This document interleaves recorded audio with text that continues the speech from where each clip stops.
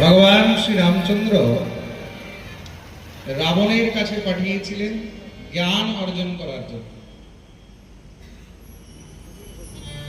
রাবণের মৃত্যু কখন হবে, কিভাবে হবে, নিশ্চয়ই তার কোনো না কোনো একটা সময় তো আছে, কোনো একটা তিথি মুহূর্ত তো আছে। সেটা জানার জন্য লক্ষণ রাবণের কাছে গেছে। রাবণের কাছে যখন লক্ষণ গেছে, রাবণ লক্ষণকে রোজ সেবা করায়, এই ঝাড়ু লাগাও, এইখানে এটা পরিষ্কার করো, এই কাজ করো, ওই করো। লক্ষণ রোজ কাজ করে, সেবা করে। রাত্রিবেলা রাবণের এখানে কাজ করে, কিন্তু রাবণ কিছু বলে না। একদিন হয়ে গেল, দুদিন হয়ে গেল, 3 দিন হয়ে গেল।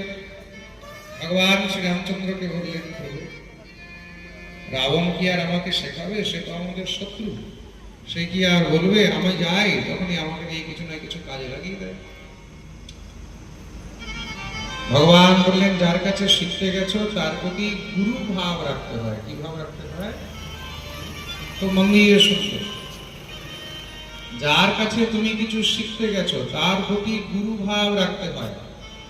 পাঠ শুনতে গেলে তখন বক্তার প্রতি গুরু ভাব রাখতে হয়।